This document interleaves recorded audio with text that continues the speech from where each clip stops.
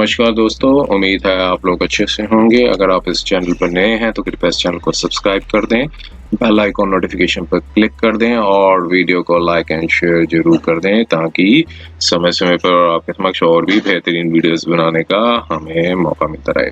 दोस्तों, माननीय supreme court ने आज 12 मई 2023 को शुक्रवार के दिन 9 जजमेंट्स हैं जो कि प्रोनाउंस की है।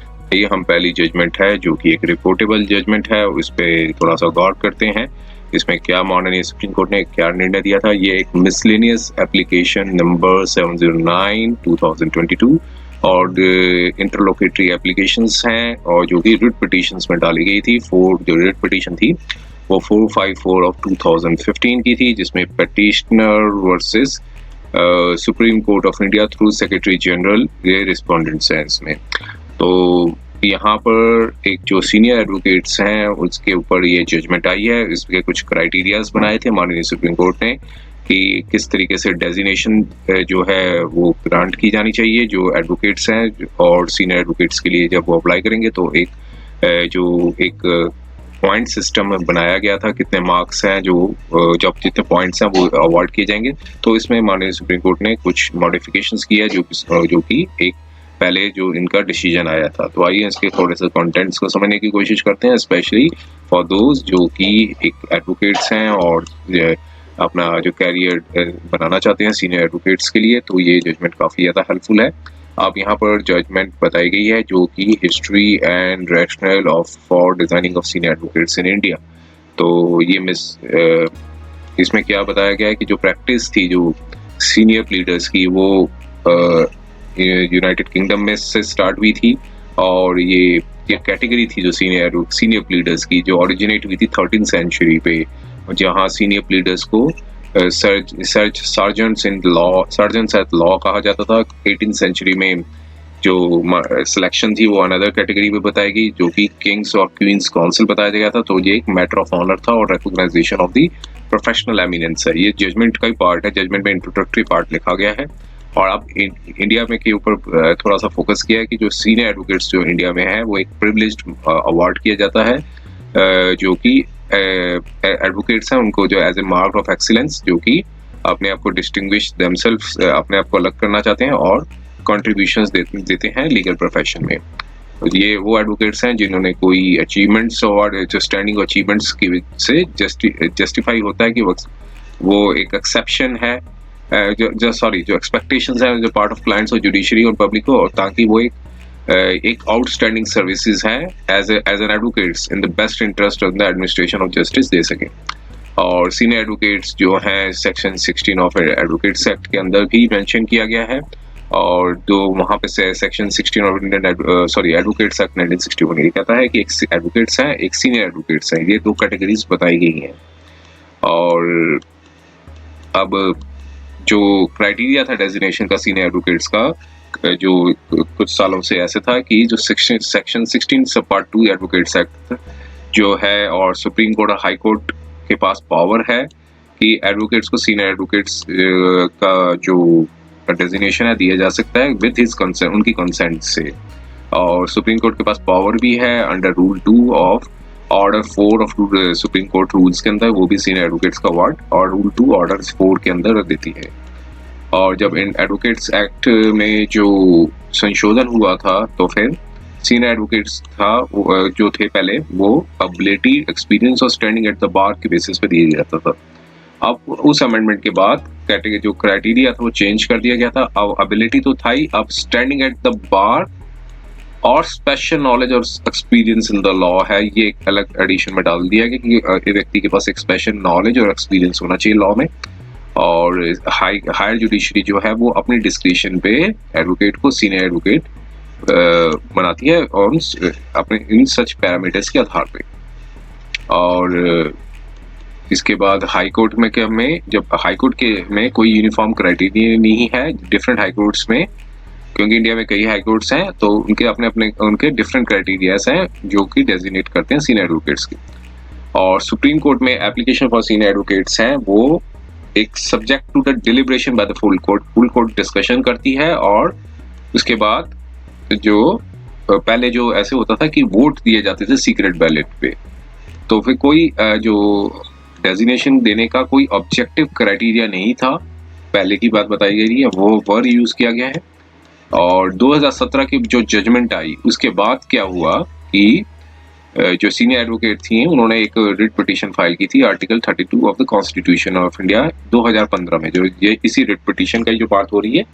और वहां पर उन्होंने सबमिट किया था कि जो सीनियर एडवोकेट्स जो हैं वो का जो सिलेक्शन है वो एक ऑब्जेक्टिव, फेयर और ट्रांसपेरेंट नहीं है, क्योंकि अकाउंट ऑफ कंसिडरेशंस जो है वो मेरिट और एबिलिटी के बेसिस पे नहीं लिया जाता है। तो फिर उन्होंने वोटिंग का जो क्राइटेरिया था उसको अबेंडन करने के लिए एक प्रेयर मांगी थी और कहा था कि, और जो प्रेयर ये दी थी कि परमानेंट सिलेक्शन कमेटी है उसको रिप्लेस कर दिया जाए। और यहाँ पर नोट किया जाता है कि जो पिटिशनर ने अनकॉन्स्टिट्यूशनल के लिए कोई प्रेयर नहीं की थी कि सेक्शन 16 जो एडवोकेट एक्ट है वो अनकॉन्स्टिट्यूशनल है, या फिर rule 2 of order 4 of supreme court rules हैं उसको डिक्लेयर कर दिया जाए अनकॉन्स्टिट्यूशनल। तो फिर कोर्ट ने एक जजमेंट एलेबोरेट की थी जो कि 12 अक्टूबर 2017 में आई थी, जहां पर जो 3 ऑनरेबल जजेस थे इस कोर्ट के, उन्होंने एक सीरीज ऑफ गाइडलाइंस दी थी ताकि ग्रेटर ट्रांसपेरेंसी और ऑब्जेक्टिविटी आ सके डेजिग्नेशन प्रोसेस पे। और गाइडलाइंस जो थी वो एक पैरा नंबर 73 ऑफ जो उस पिटीशन की जजमेंट में बता रखी थी। और यहाँ पर एक कॉन्स्टिट्यूशन ऑफ परमानेंट कमेटी के का गठन का जो डायरेक्शन का वो उन्होंने एक गाइडलाइंस बताई थी, और जिसमें 5 मेंबरान थे, जिसमें 5 परमानेंट कमेटी के जो हेड होंगे वो चीफ जस्टिस होंगे और 2 सीनियर मोस्ट जजेस होंगे। तो 1 सीनियर चीफ जस्टिस और 2 सीनियर मोस्ट जजेस होंगे, और अटॉर्नी जनरल और एडवोकेट जनरल जो स्टेट के होंगे वो एक मेंबर होंगे। तो मींस सुप्रीम कोर्ट में भी और हाई कोर्ट में भी, जो हाई कोर्ट होंगे वहाँ advocate general of the state होंगे, सुप्रीम कोर्ट में अटॉर्नी जनरल होंगे। तो चीफ जस्टिस भी है जो सुप्रीम कोर्ट में होंगे तो chief justice of supreme court होंगे, और हाई कोर्ट में chief justice of high court होंगे। और जो कि अब मेंबर ऑफ द कमेटी होंगे। और फिर 5th मेंबर के लिए एक मेंबर नॉमिनेट किया जाएगा बार से, जो कि 4 मेंबर्स के साथ बना के परमानेंट कमेटी का पार्ट बनेंगे, 5 मेंबर्स हो जाएंगे। इस मींस एक चीफ जस्टिस, 2 सीनियर मोस्ट जजेस और एक एडवोकेट जनरल या अटॉर्नी जनरल और एक मेंबर एट द बार। तो परमानेंट कमेटी के पास एम्पावर्ड होगी कि वो एप्लीकेशन को असेस करे, और पॉइंट बेस्ड फॉर्मेट था जो कि बताया गया था, वो पैराग्राफ नंबर 73.7 में था। परमानेंट कमेटी जो थी वो जो डाटा प्रोवाइड किया जाएगा सेक्रेटरीट को परमानेंट कमेटी द्वारा, सेक्रेटरीट जो होगा वो प्रोवाइड करेंगे। और परमानेंट कमेटी जो है इंटरव्यू करेगी एडवोकेट कंसर्न को, और उसके बाद ये ओवरऑल असेसमेंट जो होंगे ये पॉइंट बेस्ड फॉर्मेट होगा, वो बताया गया था। ये पॉइंट बेस्ड फॉर्मेट क्या था, इसमें बताया गया था जो number of years of experience कितना होना चाहिए। अगर 10 पॉइंट से लेकर 10 से 20 साल का है तो उनको 10 पॉइंट्स मिलेंगे, और 20 साल से ज़्यादा का एक्सपीरियंस है तो 20 पॉइंट्स मिलेंगे। और जजमेंट्स जो है उन्होंने में जो रिपोर्टेड और अनरिपोर्टेड होंगी, जिसमें इंडिकेट होगा कि लीगल फॉर्मुलेशंस जो हैं, जो कि कंसर्न एडवोकेट ने जो लीगल फॉर्मुलेशन एडवांस की है, तो फिर in the course of proceedings में तो ये इसके भी पॉइंट्स थे। और साथ में जो प्रो बोनो वर्क किया है एडवोकेट्स ने, जो डोमेन एक्सपर्टाइज की गई है एप्लीकेंट एडवोकेट ने in various branches of law, जैसे कॉन्स्टिट्यूशनल लॉ, इंटरस्टेट वाटर जो डिस्प्यूट्स है, criminal law, arbitration law, corporate law, family law, human rights, public interest litigation, international law, law relating to women etcetera. तो इसमें इनके points बताए थे, 40 points बताए गए थे इसमें। और उसके बाद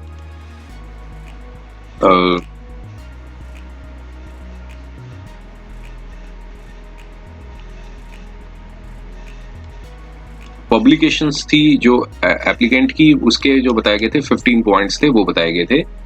जो पब्लिकेशंस हैं, कोई एडवोकेट ने अगर कोई पब्लिकेशंस किए हुए हैं तो उनके जो पॉइंट्स हैं वो 15 पॉइंट्स बताए गए थे। और जो टेस्ट ऑफ पर्सनैलिटी है सुटेबिलिटी के, उनके 25 पॉइंट्स बताए थे।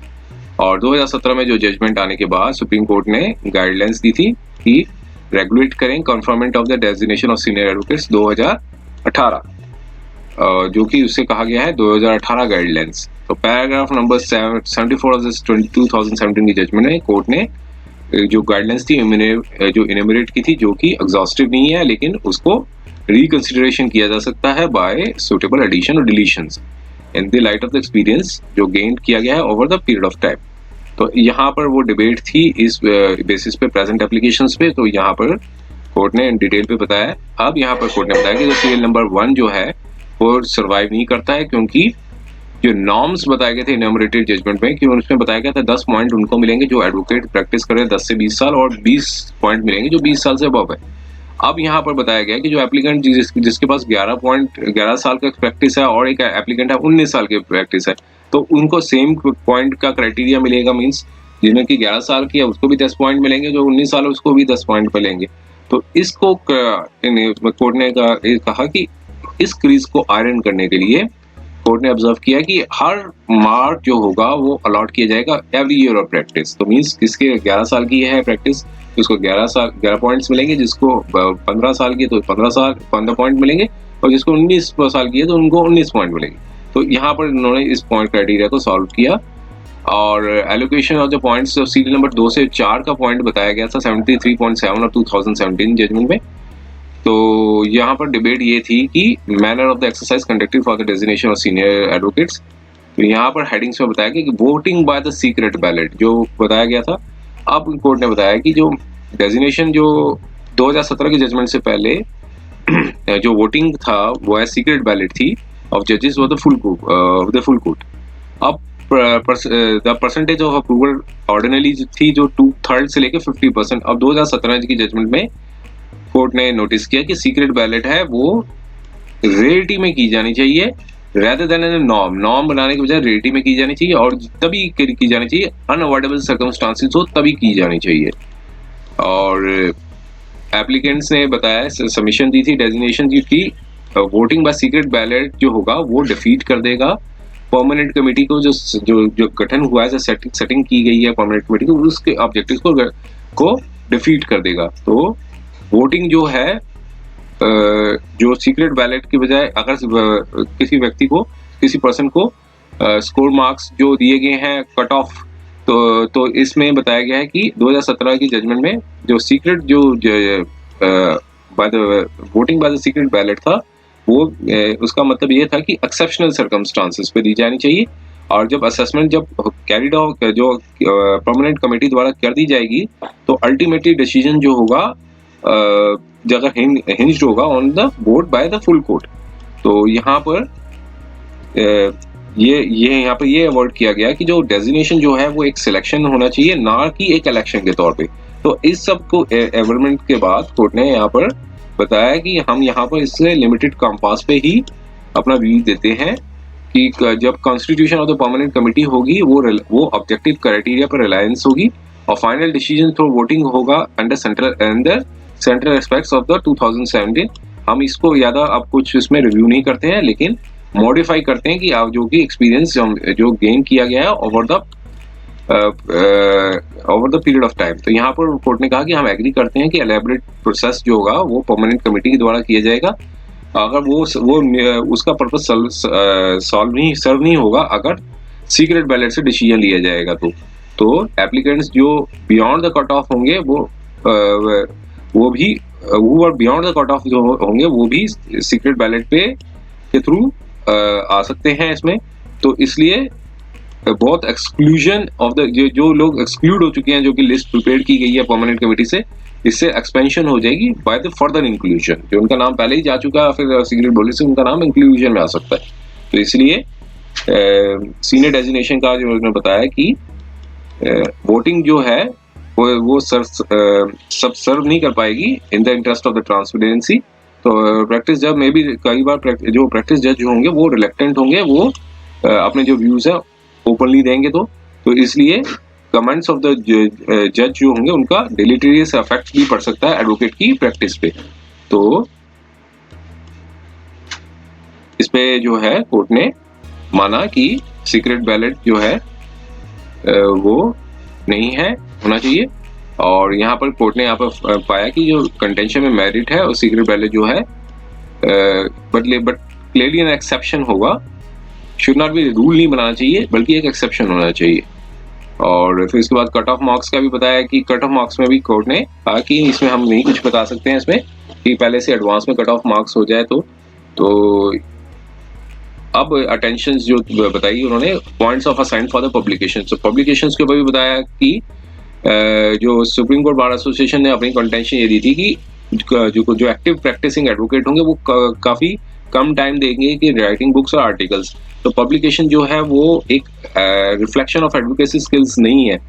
तो इस पे भी कोर्ट ने एग्री किया इस पॉइंट पे, और कोर्ट ने कहा कि हमने एलोकेशन जो 15 पॉइंट्स बताए थे पब्लिकेशन के वो हाई है, तो उसे 5 पॉइंट तक ही कर दिया गया है, क्योंकि जो प्रैक्टिसिंग एडवोकेट को बहुत कम टाइम मिलता है कि वो अपने एकेडमिक आर्टिकल्स लिख सके।